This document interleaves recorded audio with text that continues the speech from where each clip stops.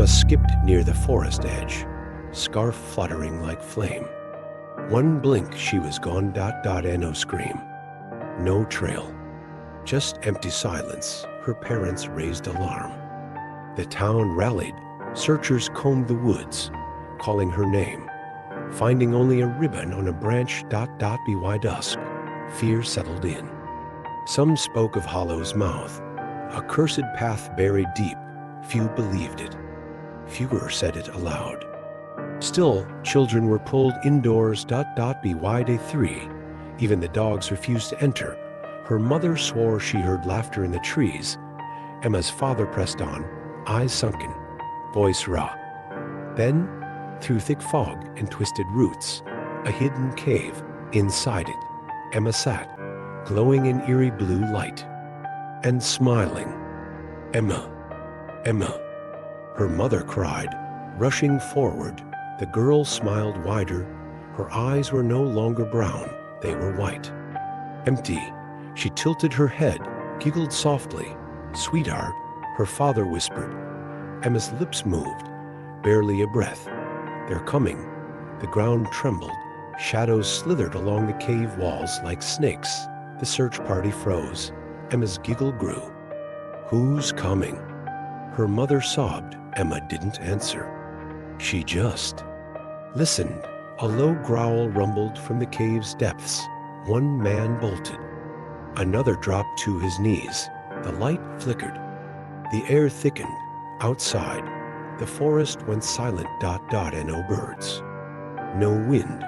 Then, darkness surged, and the searchers were never seen again. The town mourned. Searchers lost. No trace. No footprints. Only Emma's scarf lay near the forest's edge, burned at one end. A second team formed. Older, braver. Armed, the priest brought old maps. They showed a path long erased. Hollow's mouth. Locals said it was sealed after strange disappearances a century ago. Still, 10 volunteers entered. The forest swallowed them whole. No birds followed. No wind blew. That night, townsfolk heard knocking on their windows. Children whispered Emma's name in their sleep. The priest warned, "She's opened something." Someone asked, "What did she let through?" Double quotes. One answer. In the distance. A low hum echoed. It sounded like Emma, humming a lullaby no one taught her. The priest led a final search himself. He carried only a lantern and a book of rites. The others followed with weapons, but nerves frayed quickly. Whispers trailed them, their own voices repeated backward. Trees leaned in, watching. One man shouted, "She's behind us." He fired. Smoke. Silence. One was there. A twisted tree bore Emma's face, etched and smiling. Night came fast. They found the blue-lit cave. Empty, but fresh footprints, small, bare, led deeper inside. They followed. Inside was a stone circle, pulsing faintly. Emma's voice whispered, "You're late." One by one, lanterns dimmed. The priest knelt, praying. Then, a flash, and the forest sealed behind them. One returned. Back in town, things worsened. Children started sleepwalking. Some were found at the forest edge, humming. One boy woke with white eyes they cleared by dawn. The priest's house burned overnight. Inside, his journal survived, pages scrawled with warnings. They mimic us. They want out. Emma is the door. Her home now echoed footsteps. Though no one lived there, lights flickered. Radios played her giggle. A town meeting was held. Half wanted to flee, the other half said they saw Emma at night, asking to come in. One girl opened her door. Now she doesn't speak, only hums, and behind her eyes, a pale white glow. A final team formed, 4 ex-military, 2 historians. Their goal, destroy whatever opened. They entered at dawn. The forest seemed to expect them. No sound. No wildlife. Just shifting trees. They followed the old priest's journal. Eventually, they reached a stone gate deep within. It pulls faintly. One historian whispered, "This isn't just a cave, it's a mouth." Then Emma appeared, or something shaped like her, floating slightly, smiling. She whispered, "They live through me now." A soldier fired.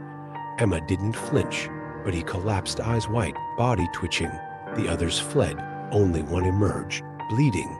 He screamed, "She's not alone." Then dropped, whispering, "They're inside the trees." Emma's house reopened. No one unlocked it. Inside, furniture floated. Drawings lined the walls, dark figures. Caves, symbols. One showed the town. Buried in roots, Emma's room was untouched. A doll sat upright, eyes glowing faintly. On the mirror, words appeared. "She brings the hollow." That night, fog rolled in, thick and glowing. Townsfolk heard chanting. Children began drawing circles in dirt. A woman swore she saw her dead husband outside, smiling with white eyes. The mayor ordered evacuations. Too late. The roads twisted. Signs led nowhere, and in every window, Emma's reflection smiled. Phones rang with static. TVs flickered with caves. Everyone heard humming, even with ears plugged. A teacher gouged her eyes, whispering, "Too late," to loud. The local church collapsed overnight. Roots grew through the floor.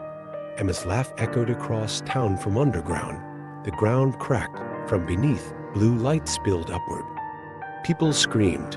Some knelt and smiled, eyes gone pale. Emma rose from the old well, not walking, floating. Hundreds watched in horror. She opened her mouth. No sound, but everyone heard her anyway. The hollow breathes now. Every exit vanished. GPS loops endlessly. Time-fractured clocks reversed. People age backward, or not at all. Shadows move without their owners. The air smells of old paper and ash. The mayor vanished mid-sentence. Those who resist fall ill, eyes white. Voices layered. The sky turned gray. Stars hidden. Emma walked the streets, barefoot, humming. She approached her mother's old house. Her childhood drawings now covered the walls. One last message scrawled in red crayon. "They're still hungry." She opened the front door. Fog poured inside, and the house disappeared. Only silence remains. No people, no birds. The town is still, buried in roots. But at night, the wind hums Emma's lullaby. Travelers sometimes stumble upon Darrington Hollow, though it's not on any map. They report strange lights, whispers. Some vanish. Some return with white eyes and distant smiles.